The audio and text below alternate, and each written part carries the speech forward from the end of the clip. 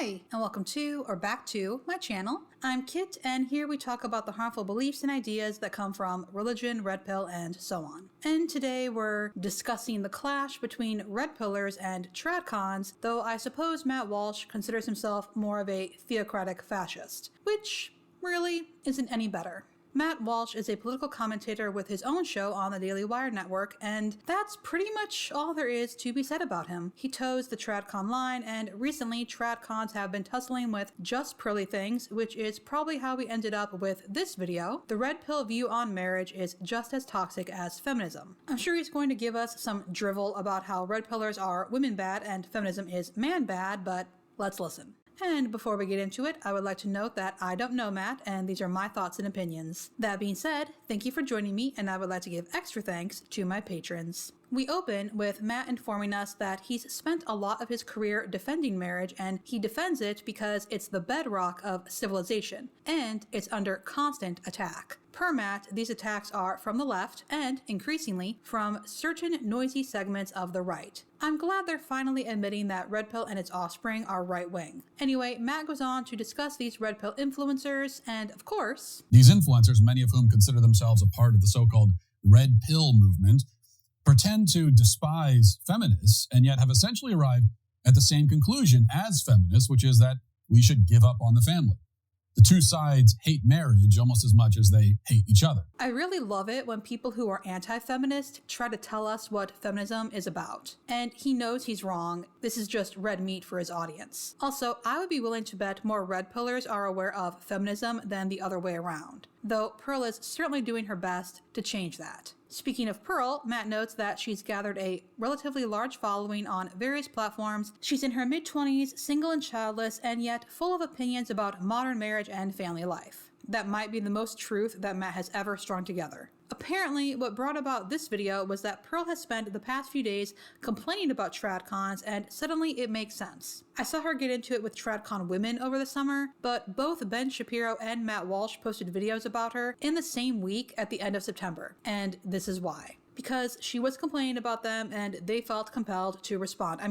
They felt compelled to defend marriage. Anyway, let's look at one of her posts. The tradcons push marriage because they aren't old enough to know better. They don't know the reality of what they're pushing. This is accompanied by a picture of myself, Ben Shapiro, and Michael Knowles.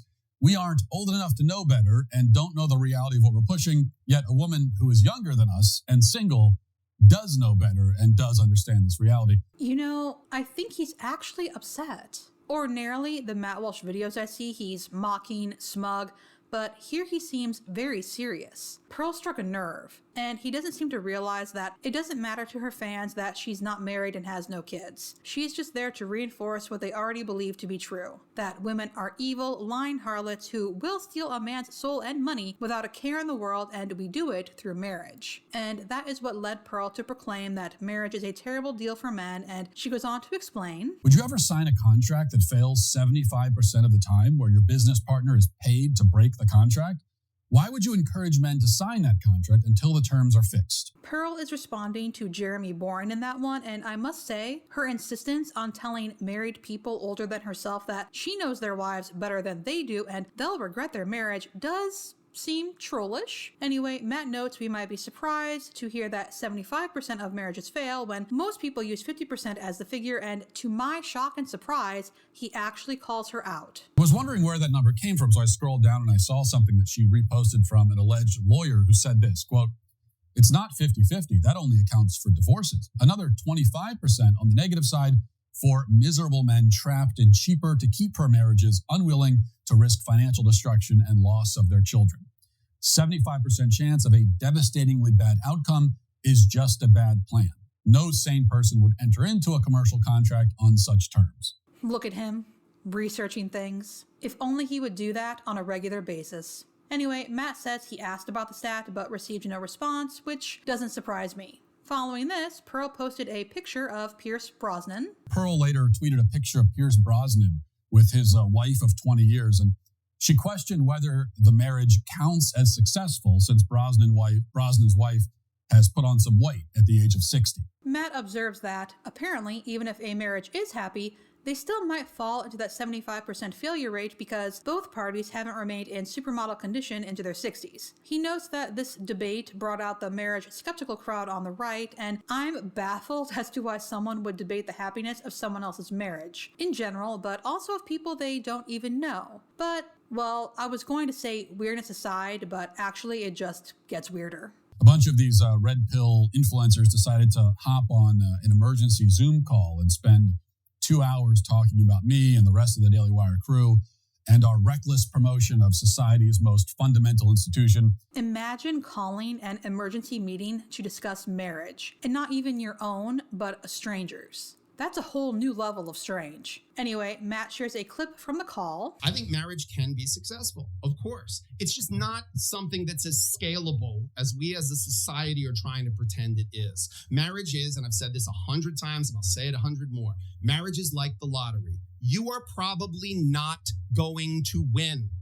Okay? You're probably not going to win. Don't make that your 401k. You're probably not going to win.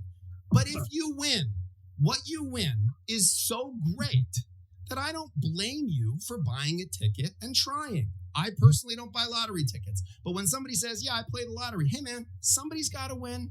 And you know what? As long as you're not blowing money that you need for food or to put shoes on your kids' feet, you're not hurting anybody.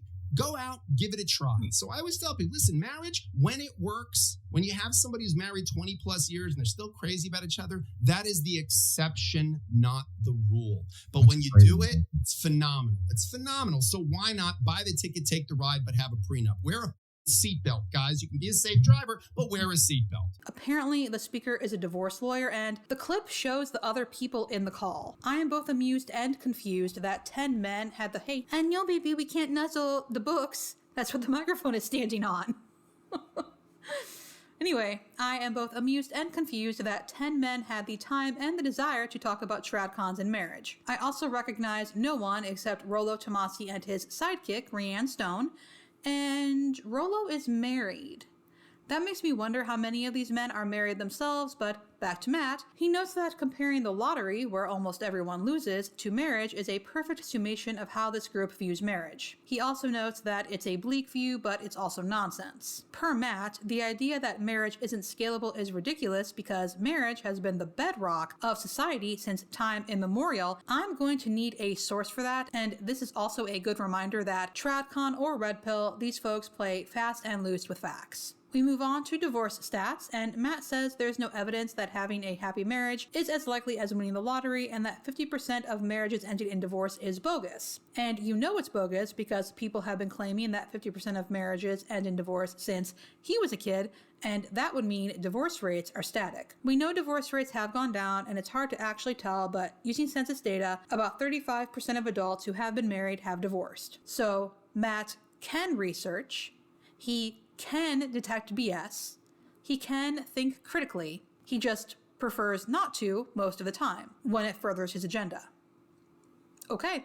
Matt asks if that isn't a high enough number to dissuade someone from marriage, and unsurprisingly, he says no. Because no matter the divorce rate, it doesn't follow that your own marriage has a 35 or 50% chance of failure. Which is true, and honestly, no one bases life decisions like to marry or not on stats. Matt decides to give his viewers a pep talk about how marriage isn't that risky because, well, it's basically because you're an individual. If you don't engage in the behaviors that up your chance for divorce, it's less likely for you to get divorced. He concedes that you can do everything right in a marriage and still get divorced, but also there's things you can do to avoid divorce.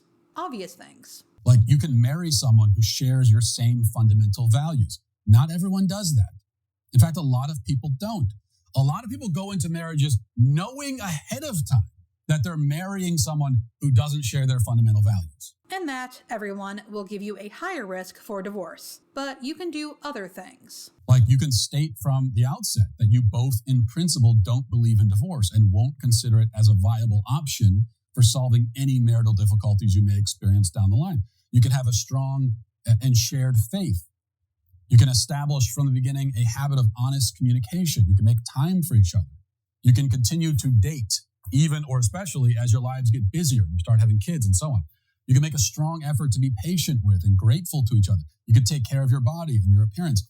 You can do all these things and more. If you're wondering, yes, most of the commenters aren't buying Matt's advice, which doesn't surprise me. I'm pretty sure Matt's usual thing is mocking leftists and people on TikTok. Even in this video, he has a mug that says leftist tears, so it's a bit late for a serious conversation. And anyway, it all ends up in the same place. I don't deny that there are real serious problems with marriage in our society. The so-called red pill people and others, they raise totally legitimate and important points on that end. We need drastic reform, abolish no-fault divorce. The entire family court system has to be torn down and rebuilt.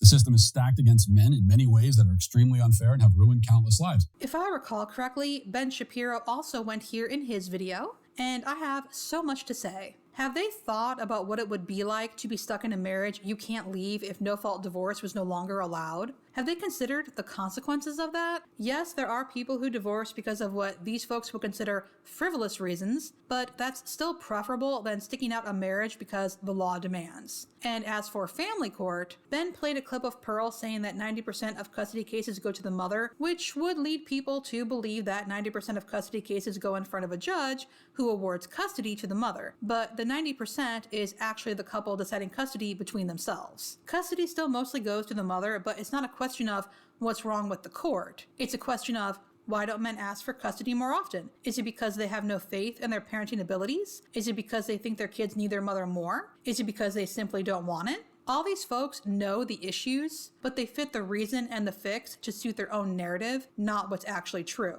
And Matt is falling for it.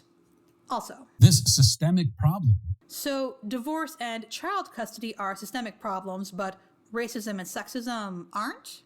I'm not surprised. He was a bit better, but this is still Matt Walsh. Abolishing no-fault divorce is just the beginning of reforming the system. Lawmakers in a small number of red states have only just started to seriously consider that idea, which is merely step one. So, everyone, please remember to vote. Matt asks what young men are supposed to do now when we're decades from fixing the system, if ever, and he says Red Pill has no answer. I'm pretty sure Red Pill advises men to work out, make money, and spin plates, but I guess Matt or whoever researches for him didn't find that, or if they did, they didn't want to tell his viewers the Red Pill answer for what young people are supposed to do while waiting for reform. Actually, I'm going with the latter because Matt is very upset about the idea of people forgoing marriage. You're asking entire generations to give up their bloodline, their legacy, their chance of finding the transcendent joy and meaning that family life can provide.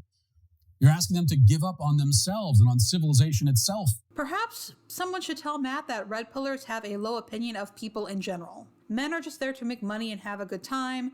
Women are just plates. But Matt waxes poetic about humanity's obligation. For thousands of years, human beings have always understood that their most basic purpose and obligation was to form families and have children. Why is that our purpose? Just because we can doesn't mean it's our purpose. And who do we owe children to that it's an obligation? Matt does not answer, but... And yet, you're telling these young men to ignore this calling and do what instead? Live for themselves alone, wasting away in front of screens? Only to die with no descendants, leaving no lasting mark on the world? Do you ever get the feeling that some people think very highly of themselves? Most of us aren't going to leave a lasting mark on the world. And if your kid does something, it's their thing, not yours. They'll be the one leaving the mark on the world, not you. And hopefully it will be a good one. Also, do tradcons all get the same talking points? Matt is really sounding like classically Abby in this video. Think about the kind of misery you're consigning these men to. Think about the catastrophic, probably fatal effect this would have on our country. You can't give up on propagating the species for a few decades and then pick it back up again like nothing happened. That doesn't work on any level, individually or societally. It is a recipe for despair and collapse. I'm going to go out on a limb here and say that the people who aren't marrying or having kids these days, most of them aren't making that choice because of Red Pill. But I do appreciate how Matt thinks the answer is to essentially outlaw divorce. Anyway, he ends the video encouraging people to marry anyway because all good things come with risk. And that was Matt Walsh's tangle with Red Pill. A bit lackluster, but I think that's just Matt. I feel like Ben had more to say, but I got distracted by the ridiculous things Pearl was saying in the clips he showed. They both do agree that Red Pill has some good points though, and that no-fault divorce has to go. I really think they believe that because women file for divorce more often, that means the woman is the one who wants it and men would rather stay married. Anyway, am I the only one weirded out by how much these folks care about strangers getting married and having kids? It's like the whole Daily Wire network is some sort of psyop to convince people to marry, while simultaneously making marriage sound awful. But I don't see this going well for the Daily Wire. They could probably forge some sort of uneasy alliance with red pillars, but if they keep on this route, they'll likely find themselves obsolete, which I'm okay with, but I'm also not too keen on red pill gaining popularity. And that's it for this video. Thank you so much for watching, and I'll see you in the next one.